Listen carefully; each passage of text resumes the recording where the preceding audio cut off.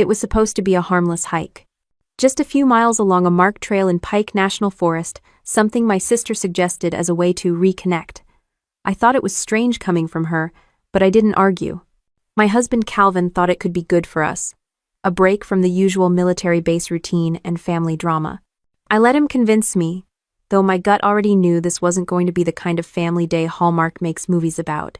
The trail started off quiet. Birds overhead, a crisp breeze, the smell of pine needles.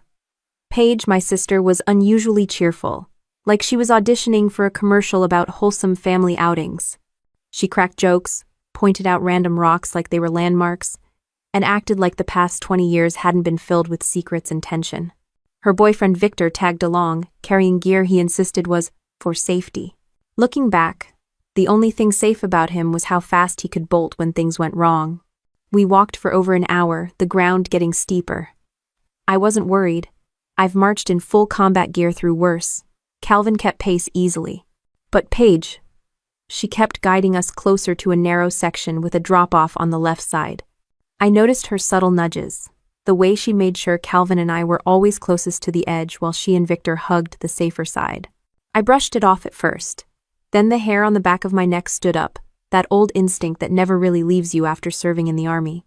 The moment came fast. Too fast to process, too brutal to mistake for an accident.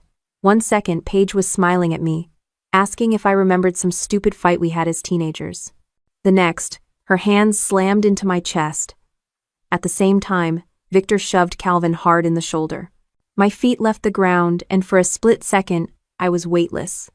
Then the world flipped upside down. We tumbled down the rocky slope, crashing into boulders, dirt scraping our arms, our legs twisting in ways they weren't supposed to. I heard Calvin's grunt as his body slammed against a tree trunk before we both landed in a heap about 30 feet below the trail. Pain shot through me so sharp I could barely breathe. My head rang, blood trickling into my eyes. My right arm felt like it had been split in half, and I couldn't move my left leg at all. Above us, I heard Paige's voice. "It's done. They're not getting up from that." Her tone was flat. No panic, no shock, just cold certainty. I tried to move, to reach for Calvin, but he squeezed my hand hard and whispered through clenched teeth, "Don't move. Pretend we're dead." His words hit me harder than the fall. Pretend we're dead? I wanted to scream, to crawl up and drag my sister down with me, but Calvin's grip tightened.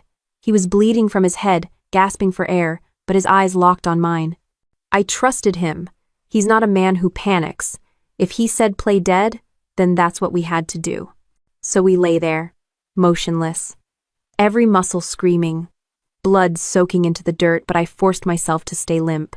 I slowed my breathing, closed my eyes halfway, and let my body sink into the ground like I had no life left in me. I could hear Paige and Victor's footsteps above, moving closer to the edge, looking down at us. "See," Paige said. "It looks like an accident. Nobody will ever know." Victor sounded nervous. "What if they find them too soon? What if—" "They're gone," Paige cut him off. "We just stick to the story. They slipped. No one can prove otherwise." Their voices faded as they walked away, but I kept my body still. Calvin's hand stayed on mine, weak but steady, a silent reminder not to break character. Every second felt like an hour. The smell of blood, the sting of dirt in my wounds, the pounding in my head, it all blended into one unbearable blur. Finally, when the silence above stretched long enough, Calvin whispered again. His voice was barely audible, rasping and broken. "We hold still, until we're sure. Don't give her the satisfaction." I wanted to ask him why. Why would my own sister do this? Why now? But the words caught in my throat. The pain, the fear, and the betrayal knotted together until I couldn't tell where one ended and the other began. All I knew was this. My sister had tried to erase me from the world, and I wasn't going to give her the satisfaction of succeeding. Blood kept sliding into my mouth, metallic and thick, and I forced myself to swallow quietly so the sound wouldn't give me away. Every breath was shallow, measured, like training drills I'd practiced in the army. Except, this wasn't practice. This was survival. Calvin's hand trembled in mine, but his grip never let go. I stared at the jagged rocks above us, thinking about how many times I'd been told family would be my anchor. Whoever said that never had a sister like Paige. The pounding in my head carried me somewhere else, back to a different kind of silence, the heavy quiet of a funeral almost 20 years ago. My brother Owen had been lowered into the ground on a rainy afternoon, the preacher's words muffled under umbrellas. I was barely out of high school, angry at the world, angry at Paige, angry at everything. They said Owen slipped on wet rocks during a solo hike. Everyone accepted it. Everyone except me. Even then, something about the story felt off. Owen wasn't careless. He was the responsible one, the golden child, the one who stayed late at the mill with Dad while Paige went off chasing boyfriends and quick money. If anyone knew those trails, it was Owen. But when I tried to voice it, Paige shut me down. She looked me straight in the eye and said, "Don't start rumors. He fell. End of story." And just like that, the family pretended it was settled. I can still remember the look on Mom's face, though. May Lawson, strong as oak, but cracked that day. She clutched Owen's jacket like she could squeeze him back into it. Dad kept his jaw locked tight, staring into the distance, refusing to let a single tear slip. Paige was the only one who didn't look broken. She stood there dry-eyed, arms crossed, like she was already calculating something beyond grief. After the service, I caught her in the kitchen with her friends, laughing. She claimed it was nerves, but I never believed her. That image burned itself into me, the first seed of doubt I planted about the sister I thought I knew. The years rolled forward, but Owen's absence never loosened its grip. He should have been the one to run the mill. He should have been the one guiding me when I enlisted. Instead, it was Paige who stepped into the role of responsible sibling, managing the business side of Lawson Millworks, handling Mom's bills, keeping herself wedged in the center of everything. From the outside, it looked like she was holding the family together. But from the inside, it felt like she was tightening a noose, one knot at a time. I used to write Owen letters when I was stationed overseas, even though he was gone. It was stupid, I know, but it kept me sane. I told him about Iraq, about the heat, about the endless convoys and the way the desert made you feel both invincible and microscopic at the same time. I told him about the guys I lost and the guys I saved. I told him how much I hated Paige's voice every time I called home and she answered before Mom did. Those letters came back to me in flashes as I lay bleeding on that mountain floor. The anger, the suspicion, the feeling that Paige's fingerprints had been on Owen's death the whole time, they all came flooding back. Only now, I wasn't just imagining it. She had pushed me. She had pushed Calvin. She had finished what she started 2 decades earlier. I thought about the last time I saw Owen alive. He was standing in the driveway, arms crossed, his shirt still covered in sawdust from the mill. He told me to stay out of Paige's drama, that she was playing with fire. He never said what he meant, never got the chance. The next week, he was gone. At the time, I convinced myself he meant drugs, or bad boyfriends, or gambling. Something simple, something reckless but explainable. But lying there, half dead, I realized he'd been warning me about something bigger, about Paige herself. Calvin shifted beside me, breaking the stream of memories. His voice was faint but firm. "She did this before." I turned my head slightly, meeting his bloodshot eyes. "What do you mean?" I whispered back, barely moving my lips. He coughed. A wet, painful sound. "Owen. He didn't fall. She made sure he never stood in her way again." It was like the ground under me dropped a second time. The thought had lived in my head for years, but hearing Calvin say it, hearing him confirm what I'd never been able to prove, turned suspicion into certainty. And certainty burns hotter than doubt. I wanted to scream.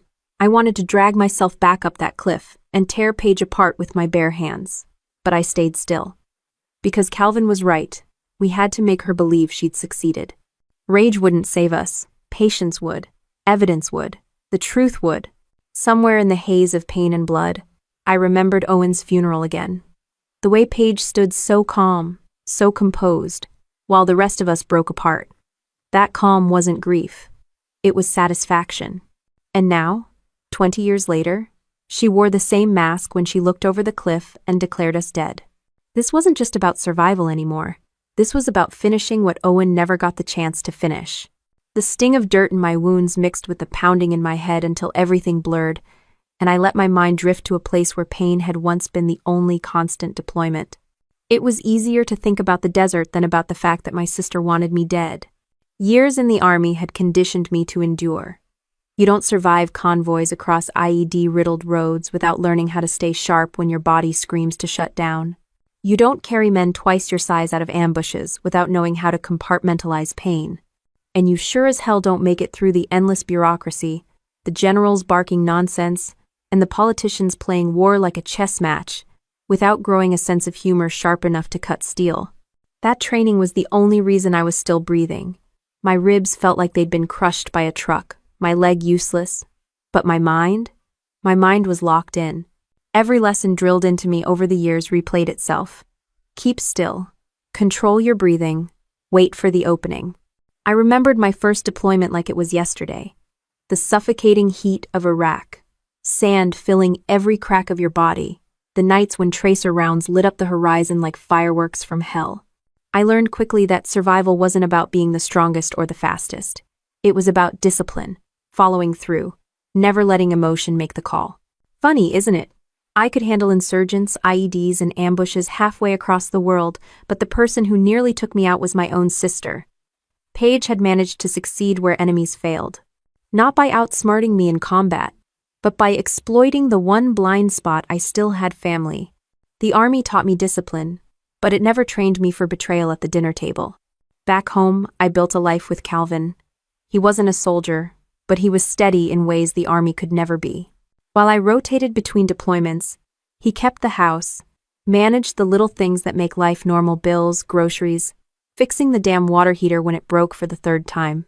He was the kind of man who didn't need medals to prove himself. He just showed up, every day, no excuses. That's rare. And even after years of active duty, I never thought my biggest fight would come from someone who shared my blood. I'd always known Paige had a streak in her. She was the kind of kid who'd steal your Halloween candy, then convince you you'd eaten it yourself.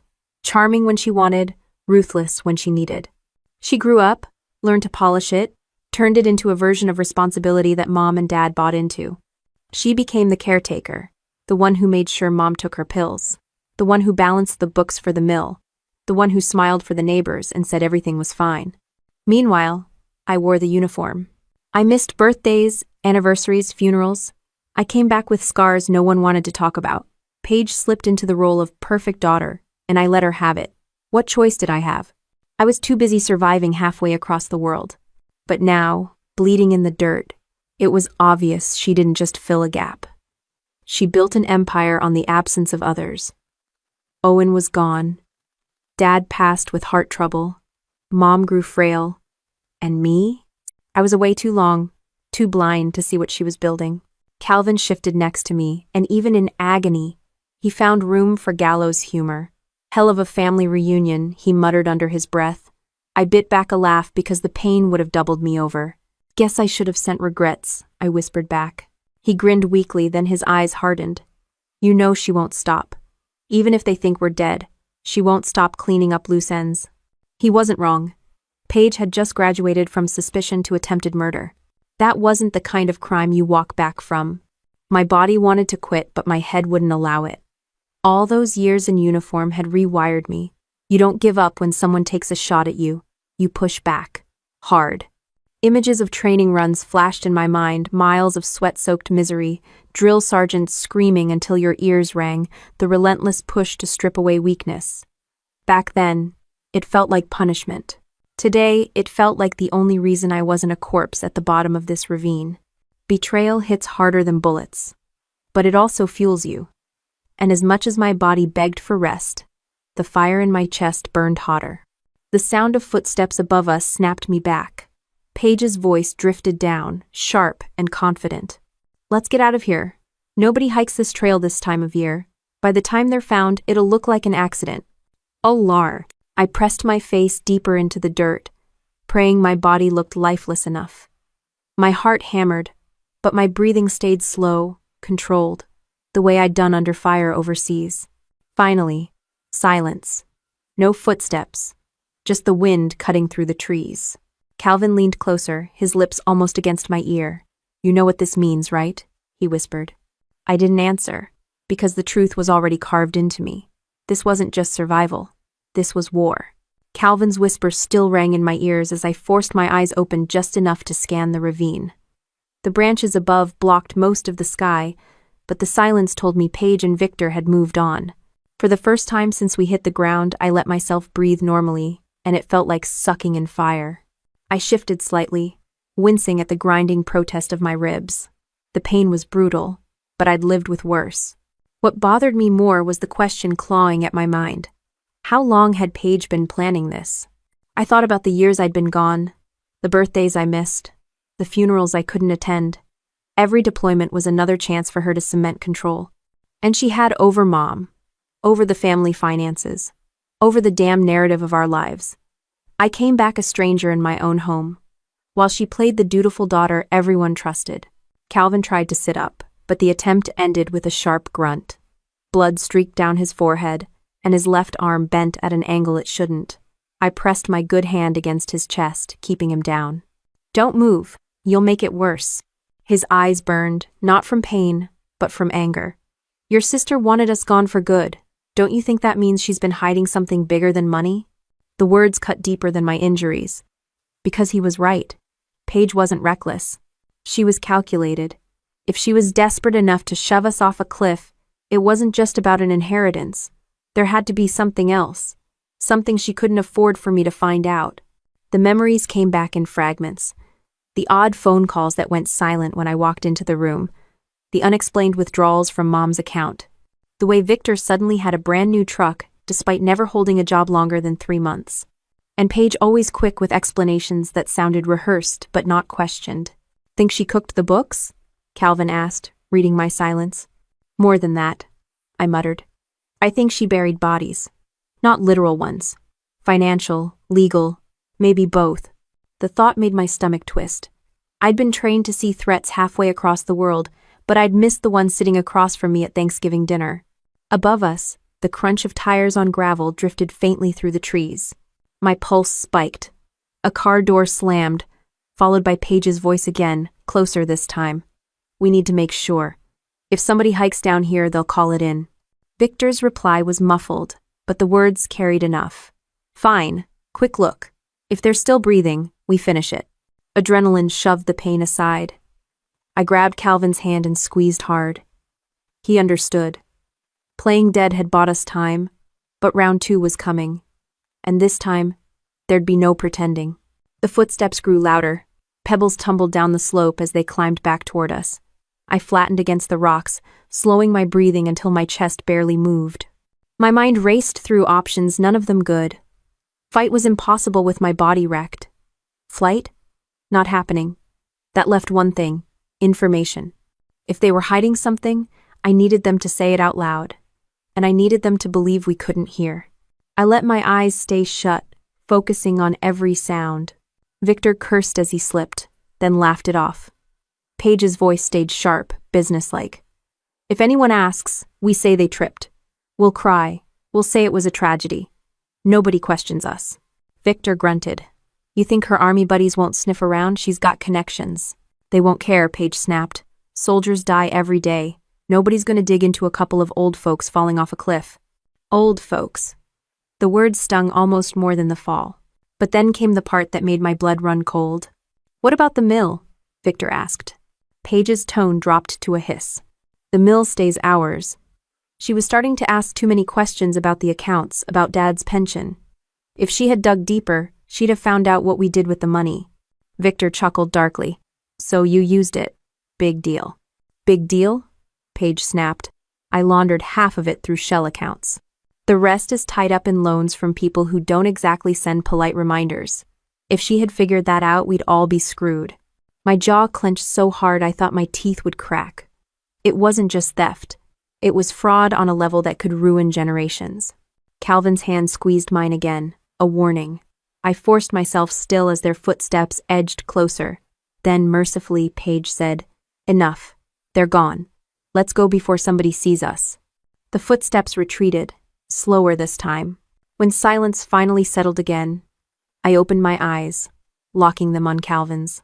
"You heard that," I whispered. "Every damn word," he said. The weight of it pressed down heavier than my broken bones. Paige hadn't just betrayed me as a sister, she'd betrayed our family's entire legacy. Dad's pension, Mom's savings, The mill that kept food on our table for decades? It was all poisoned by her greed. The ravine was suddenly colder, darker. My injuries screamed, but the fury inside me burned hotter. This wasn't just about surviving anymore. It was about exposing every rotten thing Paige had done, no matter what it cost.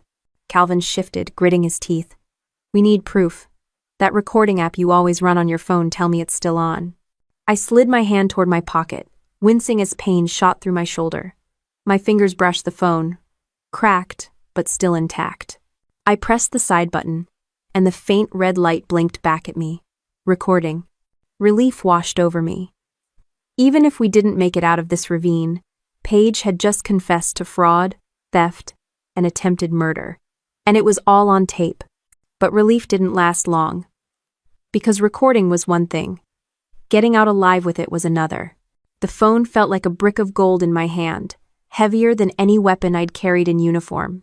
Calvin's eyes locked on the blinking light, and for a moment we both knew we had the leverage. But leverage doesn't mean a damn thing if you bleed out at the bottom of a ravine. A gust of cold wind cut through the trees, carrying the fading sound of Paige's SUV as it crawled down the mountain road. I let my head fall back against the rocks, lungs pulling in sharp breaths, mind racing through every option. No radio, no flares, barely any strength left. But if the army drilled one thing into me, it was that sitting still meant death. Calvin shifted, gritting his teeth. We've got to move. Even 10 feet. If they come back and see us here, we're done. He was right. Lying there like corpses bought us time, but now it made us targets. I shoved the phone into my pocket, braced my good arm against the rocks, and forced myself upright. Pain ripped through my ribs, white hot, but I didn't stop. Not after surviving worse overseas. Not when the real enemy was my own sister. Every inch upward felt like a mile. Calvin pushed with his good leg, dragging the rest of his body like dead weight. We looked like hell, two broken people clawing at the earth. But step by step, we made progress. The dirt crumbled under my boots, pebbles bouncing into the shadows below, but finally we found a small ledge tucked behind an outcrop of stone. Shelter, if only barely. I pressed my back against the rock, gasping for breath. Calvin leaned beside me, sweat pouring down his face despite the cold. So, he muttered between ragged breaths, this your idea of a honeymoon hike?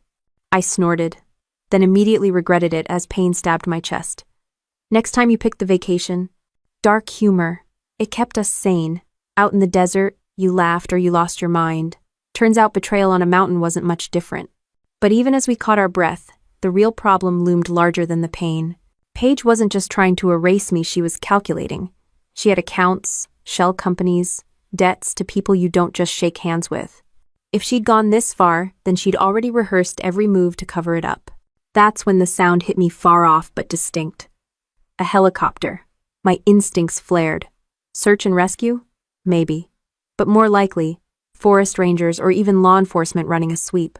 Either way, if they saw us first, we'd live.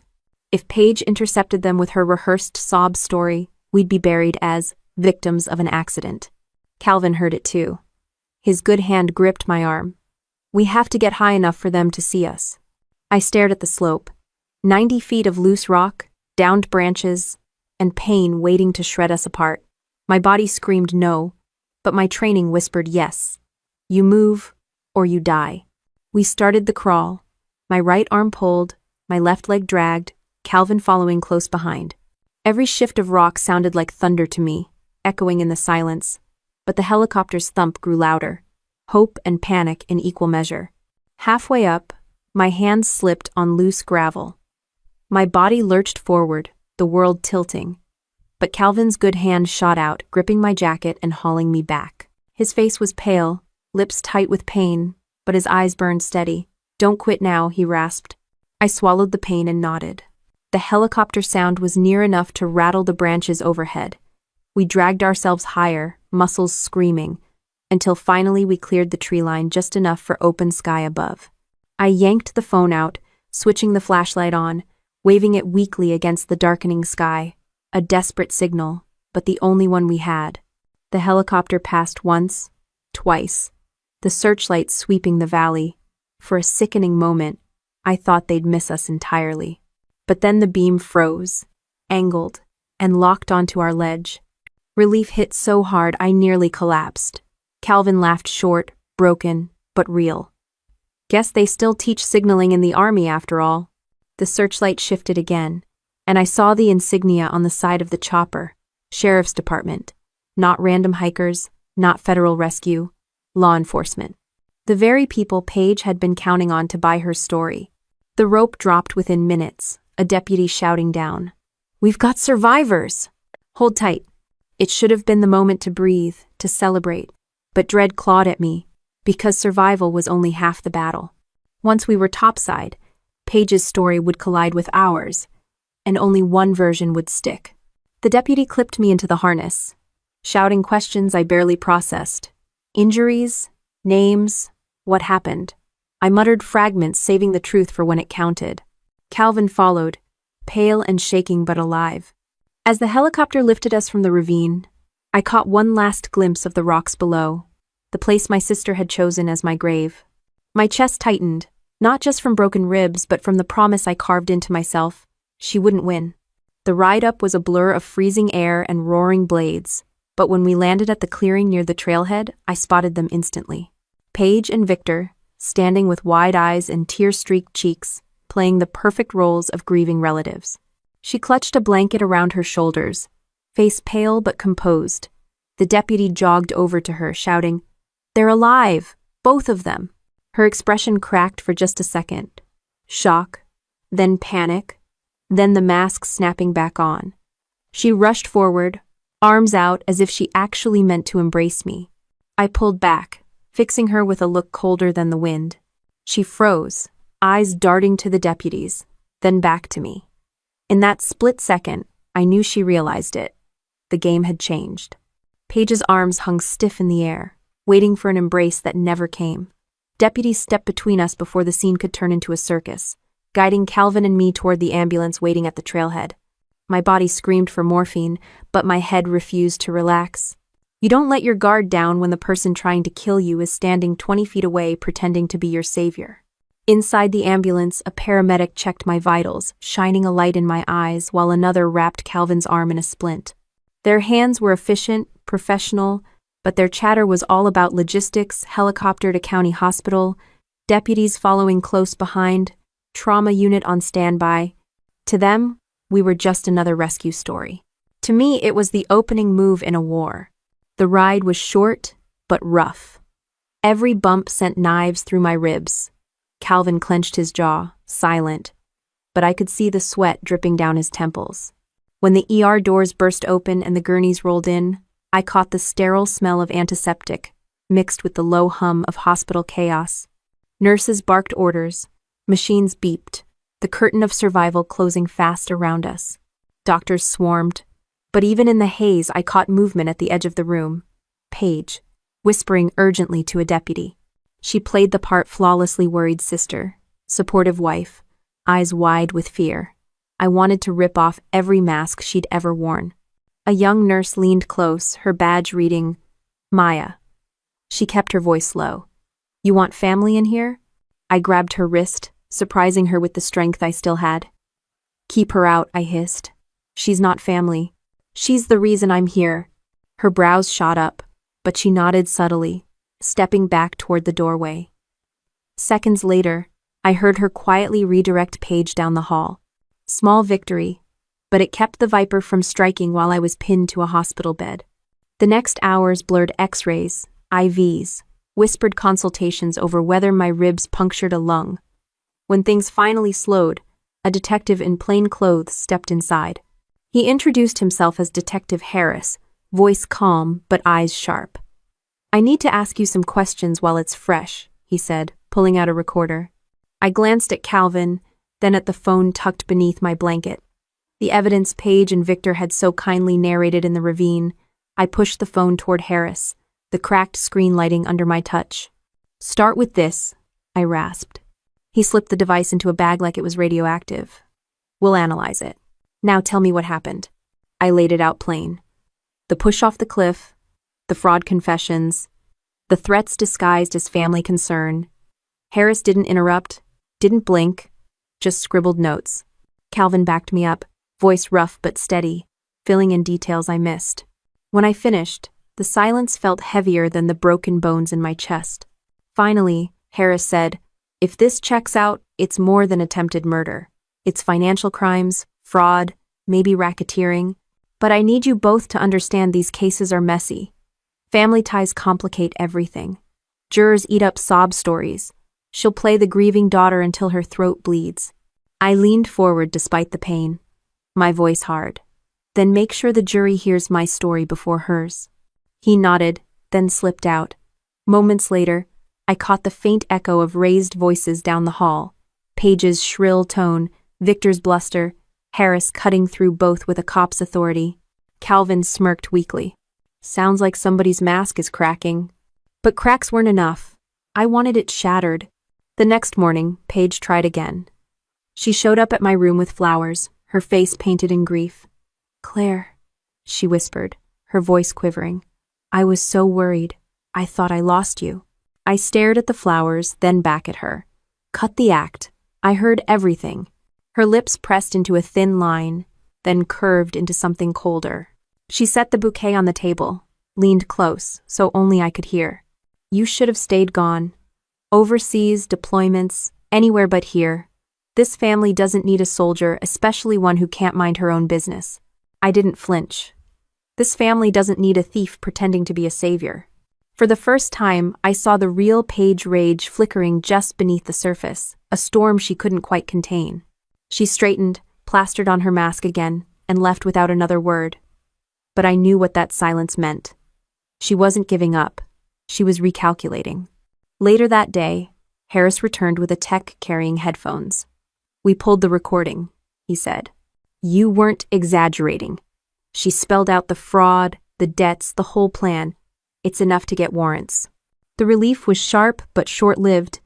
Harris's next words drove it out. "We'll move fast, but if she realizes we have this, she'll run. Or worse, she'll try again." Calvin laughed bitterly. "You think she'll wait for a second chance? She's probably already planning it." That night, under the hum of hospital machines, I couldn't sleep.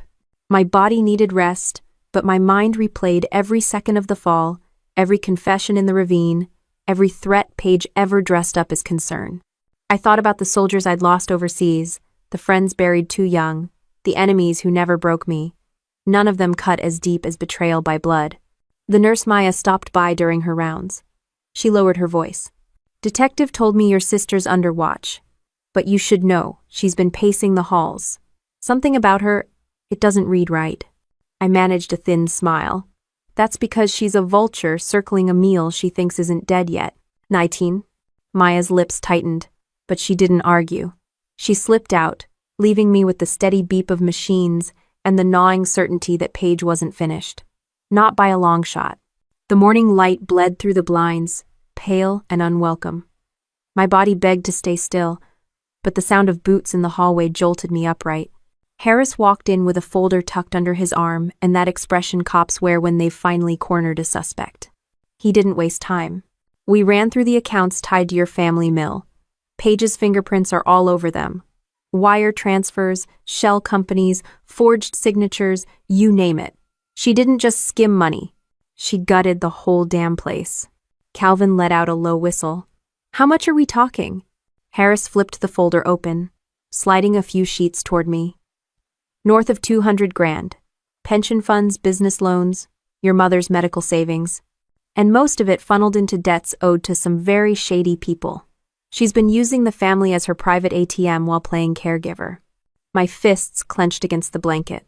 The numbers weren't just money, they were stolen years, stolen dignity, the kind of betrayal you can't buy back. Harris leaned in. "The DA wants to move on this fast.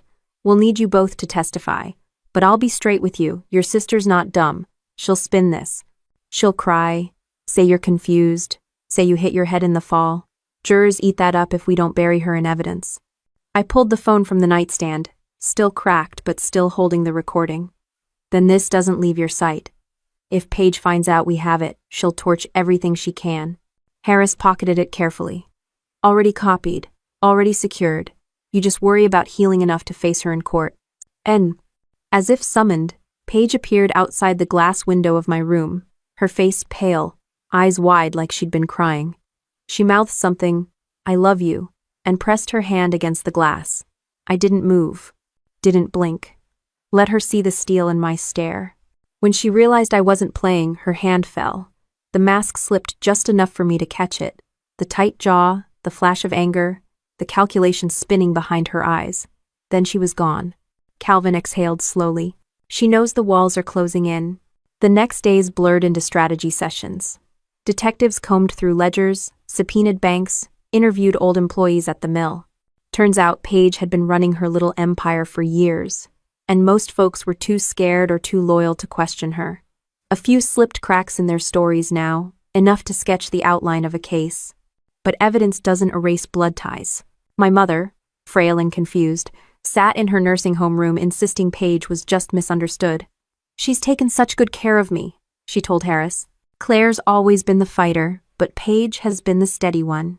It stung more than the broken ribs. Loyalty misplaced is still loyalty.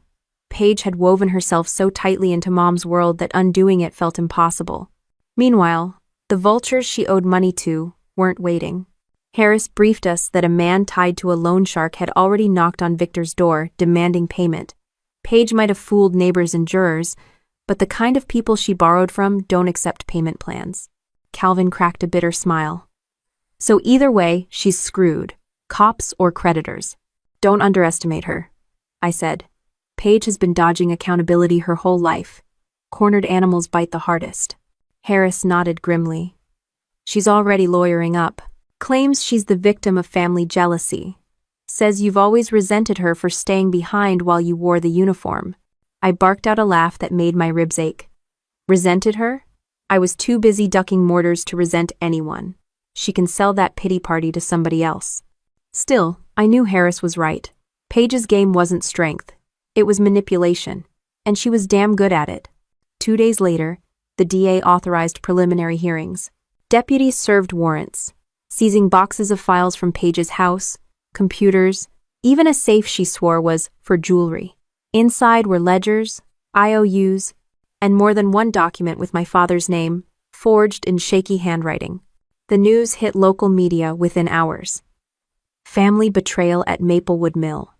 Scrolled across the bottom of the evening broadcast. Neighbors whispered.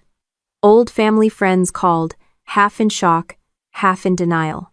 Some defended her. Paige would never. Others admitted they'd suspected for years.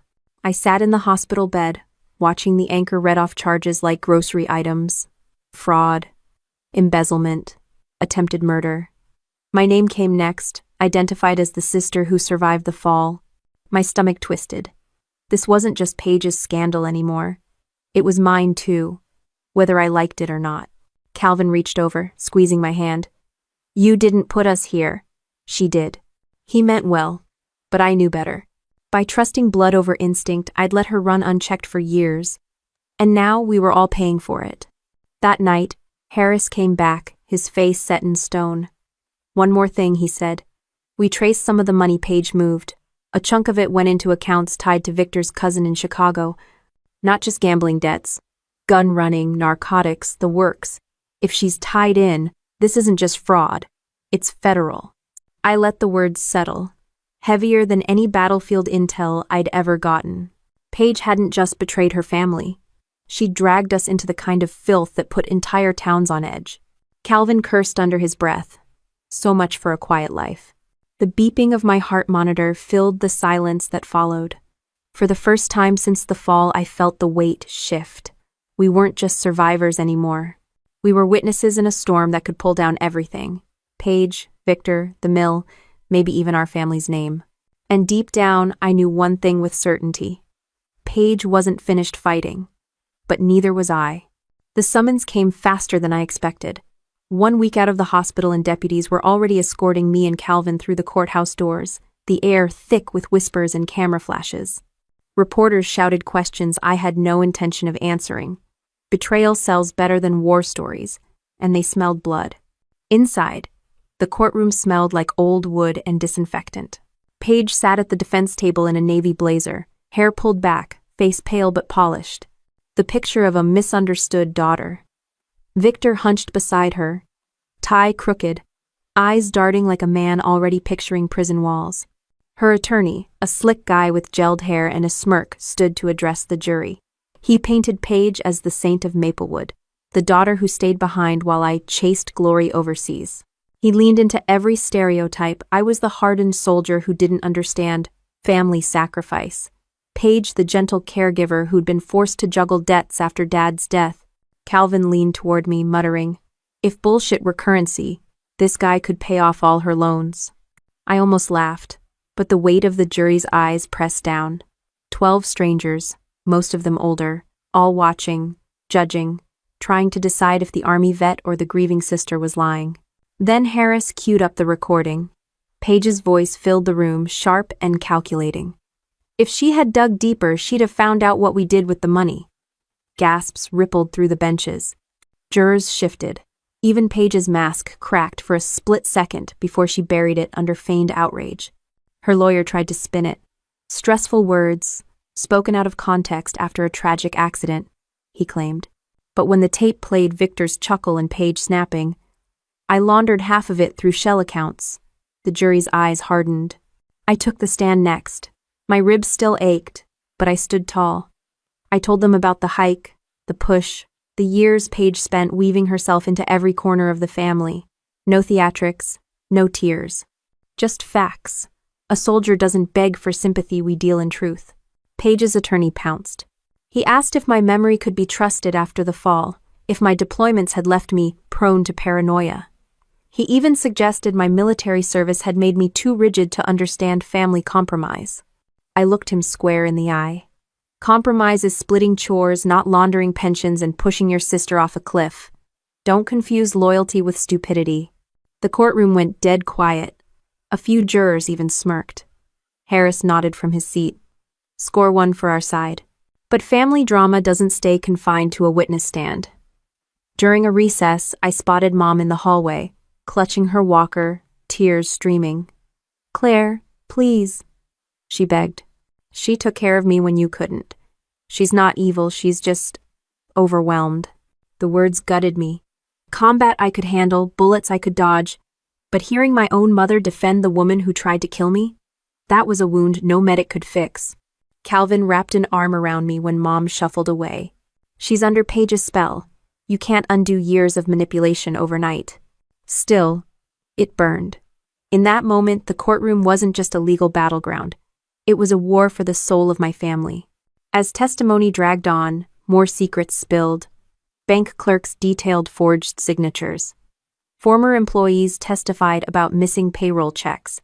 A neighbor swore he saw Victor burning boxes behind the mill late one night.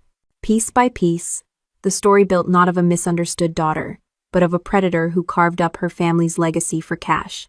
Paige sat rigid, eyes darting between jurors, her hands clenched in her lap.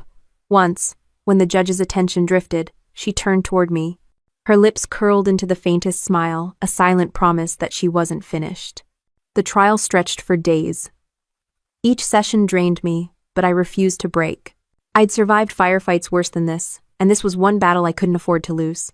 When closing arguments came, Paige's lawyer begged the jury to see the humanity in a daughter doing her best. The DA countered with the recording, the ledgers, and my testimony. "This isn't humanity," he said. "It's greed, dressed up as duty." The jury filed out, leaving the courtroom buzzing with tension. Calvin squeezed my hand, whispering, "No matter what, the truth's out there now." I blink. But as I looked across the aisle at Paige, calm, collected, calculating, I knew one thing. Win or lose, the courtroom was just one battlefield. And she'd already proven she was willing to fight dirty. The jury room door had barely shut when my instincts kicked in again. Years of service had taught me something the courtroom hadn't. Never assume the fight is over just because the shooting stops. Paige sat at the defense table, still composed, still dangerous, even with a mountain of evidence stacked against her. I caught myself scanning the room like it was a combat zone, exit routes, security placements, even which deputies carried real sidearms versus tasers. Old habits. Calvin noticed and gave me a look somewhere between amusement and pity. "You're casing a courthouse like it's Fallujah," he muttered. "Better paranoid than buried." I shot back. When the jury filed back hours later, Their faces were carved from stone. The foreman read out the verdicts: guilty on fraud, guilty on embezzlement, guilty on attempted murder. Each word landed like artillery. Paige barely flinched, but Victor broke his head, sank into his hands, muttering curses under his breath. Relief should have come. Instead, I felt that familiar edge, the one you get after a mission when you know there's still another ambush waiting down the road. Military training doesn't let you celebrate early. It teaches you that survival is a moving target. After the verdict, the DA pulled me aside. "Sentencing's in a month," he said, "but don't let your guard down. She's got friends, debts, maybe people who'd rather silence you than let her talk." I almost laughed. Welcome to my family. That night at home, the weight of it finally hit. The house felt smaller, quieter, like the walls were listening. Calvin sat at the kitchen table, arms still in a sling, flipping through the mail. "You think it's really over?" he asked. "No," I said flatly. "Not until she's locked away for good." And even then, a voice inside whispered, "Not even then." The army had drilled discipline into me until it was bone deep. You keep routines, you prepare for contingencies. So while Calvin slept, I mapped out the next month like I was back in the field. Emergency contacts, surveillance cameras around the house, a bug-out bag by the door, overkill for some people. For me, it was muscle memory. But military structure can't shield you from family ghosts. Every time I closed my eyes, I saw Paige's face, the practiced smile, the quick calculation behind her eyes. She hadn't just stolen money, she'd weaponized trust. That's a wound training manuals never cover. The next morning, Harris stopped by. He carried a file thick enough to choke a shredder. "You should see this," he said, sliding it across the table. Inside were letters Paige had written from jail, intercepted by investigators. Pleas for money, threats disguised as guilt trips, promises to make things right if people stayed quiet. Calvin skimmed one and snorted. "She's still trying to run the family business from a cell." "More like damage control," Harris said. "She's terrified of what her creditors will do once they realize she can't pay, which means she's desperate, and desperate people don't play by rules." Desperate. The word stuck. In combat, you wanted the enemy desperate. It made them sloppy. But in family, desperate made them unpredictable. Later that week, I drove past the old mill. Boarded windows, weeds swallowing the parking lot, the ghost of what had once kept this town alive. Paige had bled it dry long before the trial. I sat there for a long while, engine idling, remembering the smell of sawdust on Dad's clothes, the pride he took in honest work.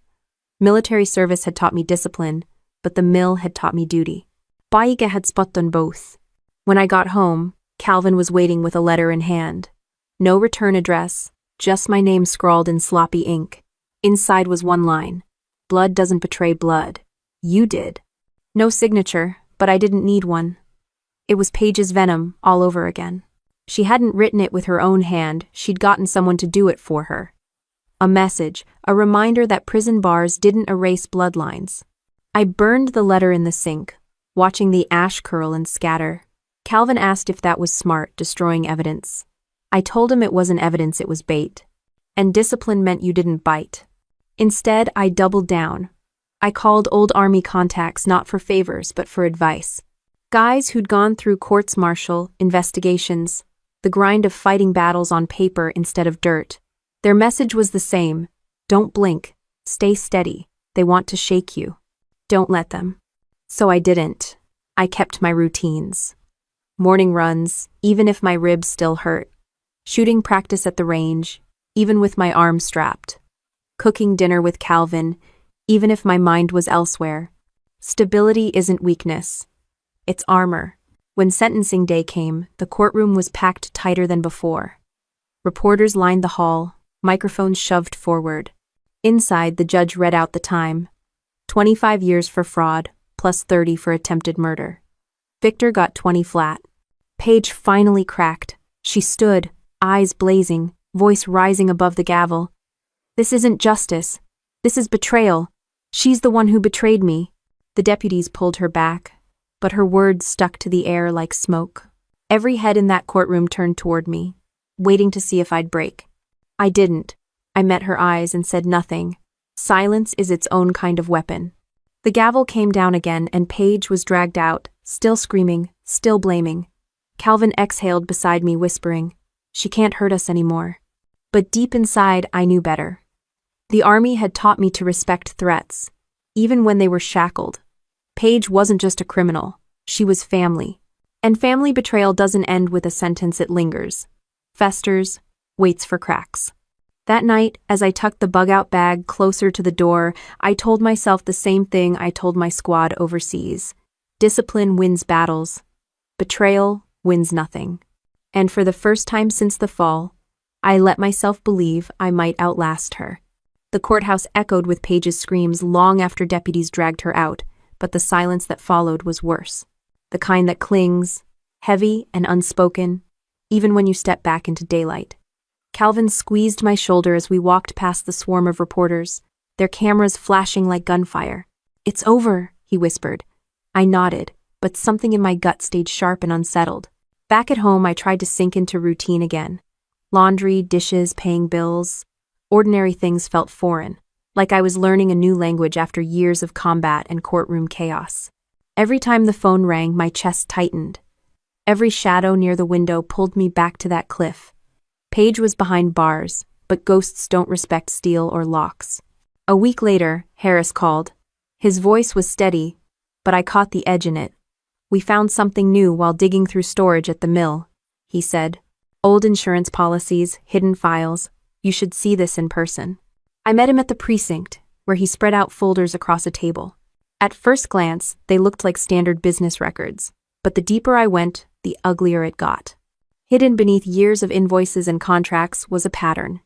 Life insurance policies stacked like dominoes, each one linked to family members. Dad, Mom, Owen, even one in my name. My throat went dry. "You're telling me she insured us?" Harris nodded grimly.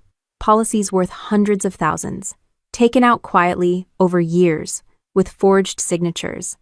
When Owen died, she collected. When your father passed, she collected again. She's been bleeding your family not just through the mill, but through death itself. The room tilted. My legs went cold, as if the betrayal had reached straight through my bones. Calvin swore under his breath, gripping the edge of the table. "She didn't just push you off that cliff to shut you up," he muttered. "She wanted the payout." It was true. My sister hadn't just betrayed us for money. She had planned for our deaths to be profitable. I thought back to the fall, to the way she stood above the ravine with no hesitation, no remorse. That wasn't a moment of rage. It was the execution of a plan she'd been building for decades. Harris leaned closer. "There's more." We pulled a recording off Victor's phone, backed up to the cloud. He must have forgotten about it. "It's him and Paige arguing a week before the hike. Listen." He hit play. Paige's voice filled the room again, sharper than ever. "She's sniffing around.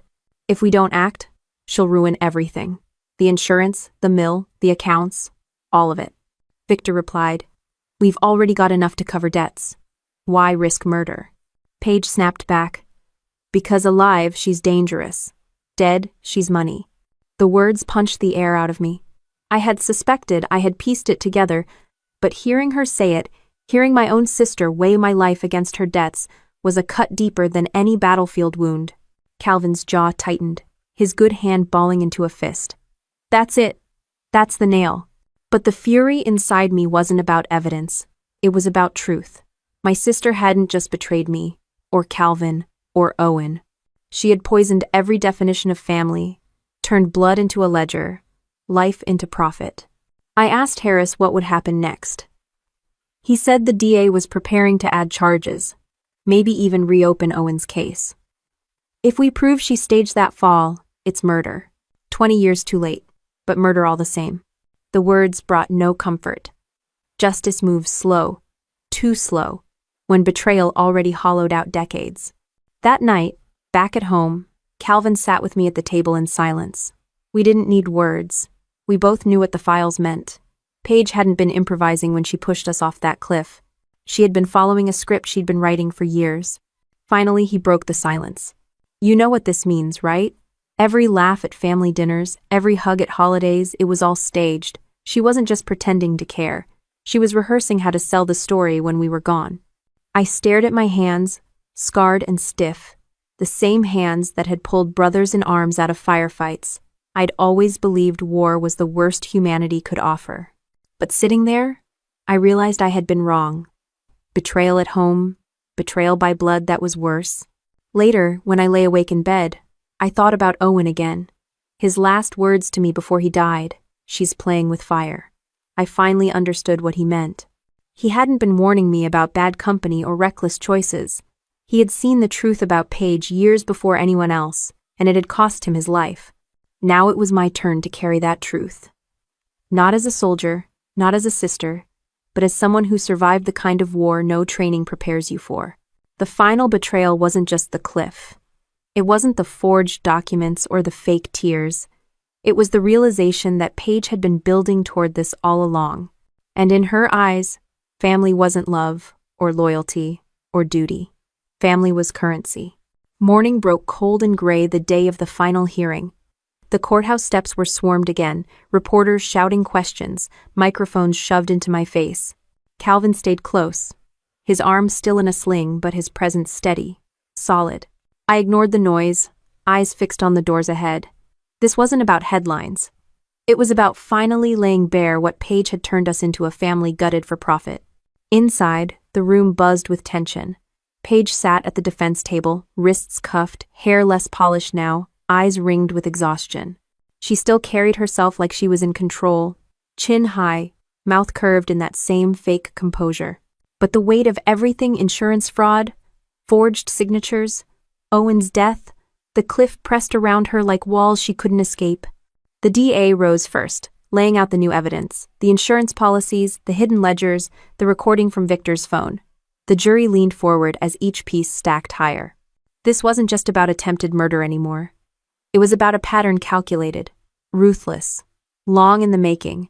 When my turn came, I walked to the stand slowly, every step echoing. My ribs still protested, but I stood tall. I looked at the jurors and spoke not as a soldier, not even as a victim, but as someone who had lived the reality of Paige's betrayal. "She didn't just try to kill me," I said, my voice steady. "She killed my brother and made it look like an accident. She stole from my parents and called it responsibility.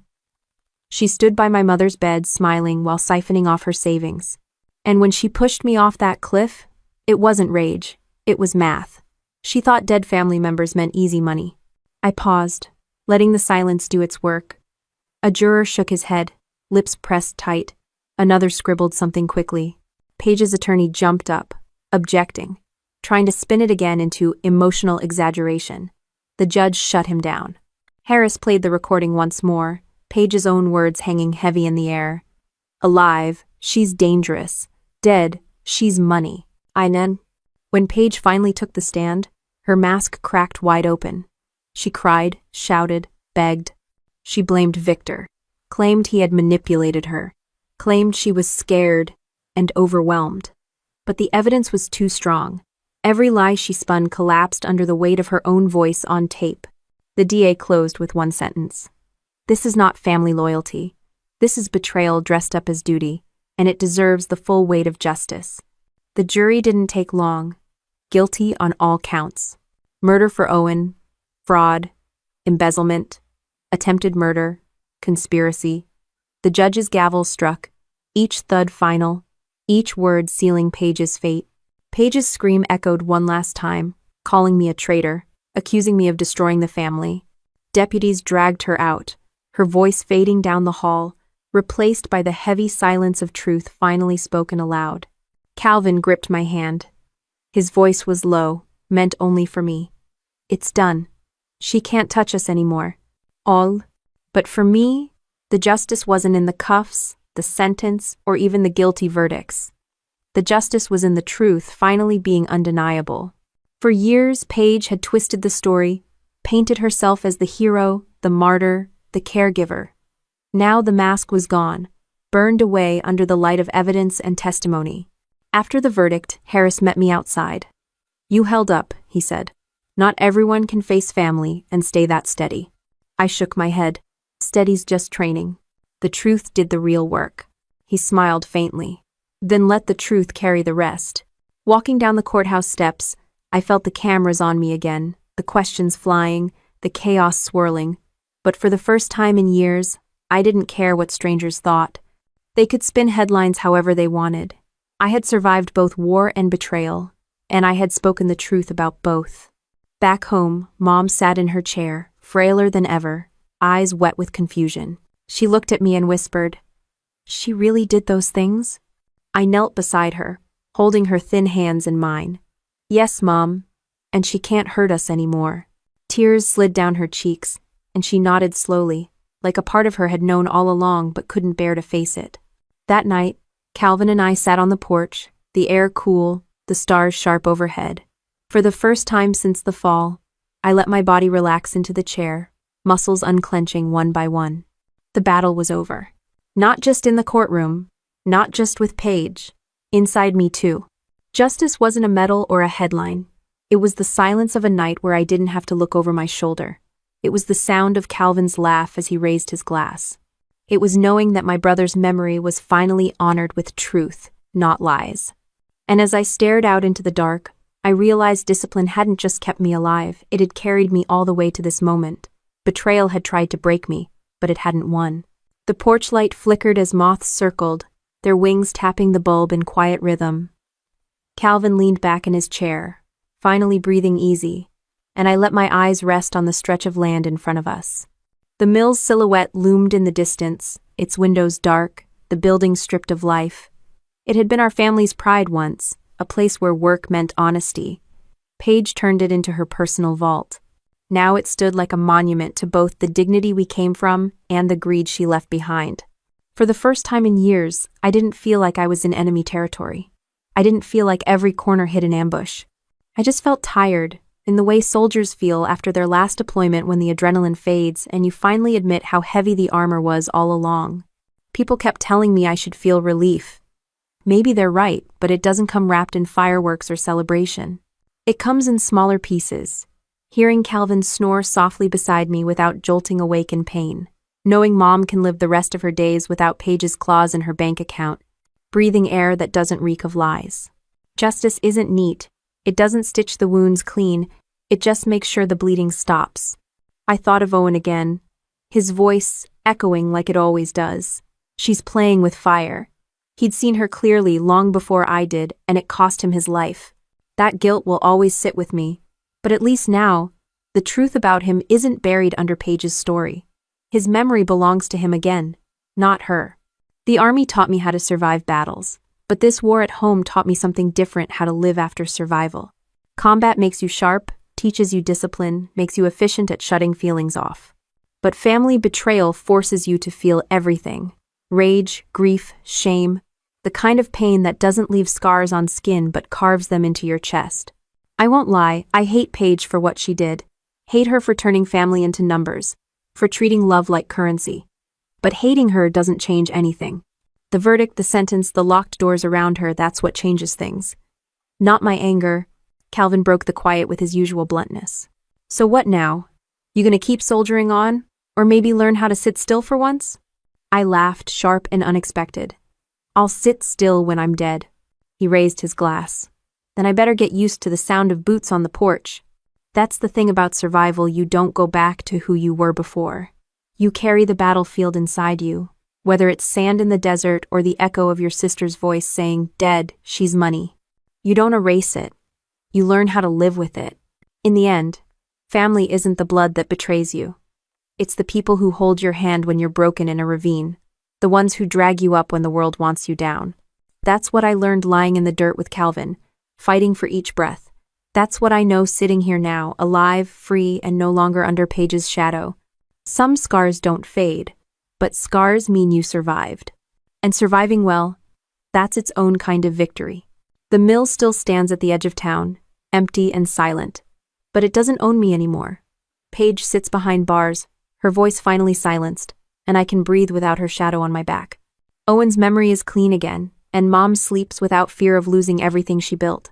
Calvin and I carry scars, but they're proof we made it through. I don't call that justice, it's survival with meaning. Family can destroy you, or it can hold you up when the ground gives way.